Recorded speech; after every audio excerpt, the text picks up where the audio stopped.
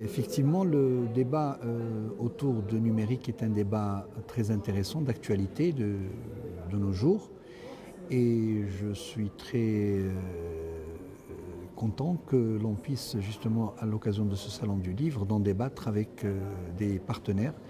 Et puis en présence de ce public, étudiants, professeurs, pour justement démontrer, en tout cas à mon avis, que le numérique comme outil pédagogique est un outil révolutionnaire qui peut permettre en tout cas au Maroc de faire un bond extraordinaire et de rattraper énormément de retard que nous avons accumulé tout au long des décennies précédentes.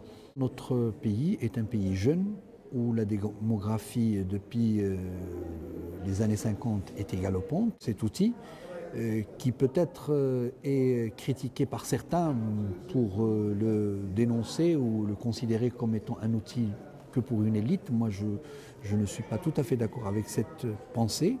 Je crois que le numérique peut, dans le cas de la massification que connaît l'université marocaine en général, peut résoudre beaucoup de problèmes en termes de formation, mais aussi en termes de recherche et pédagogique. Nous avons expérimenté un certain nombre de formations à distance dans le cadre de la coopération, partenariat, parce que ce n'est pas quelque chose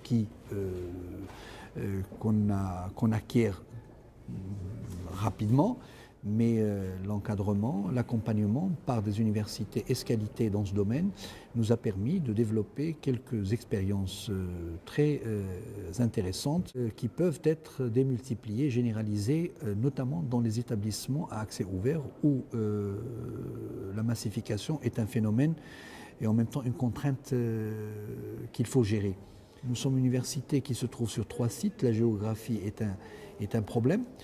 Et justement, le numérique, à travers le développement de l'ENT, de l'intranet, du Wi-Fi, a permis de associer tous les établissements qui se trouvent à des distances, disons, plus ou moins importantes. Grâce au numérique aussi, il se trouve que notre université, je le dis avec toute modestie, a développé énormément de partenariats et de coopération sur le plan national. L'université Al-Malik Saadi est la première, par exemple, en termes de projets européens, aussi Tempus, Erasmus, Mondus et les actions intégrées.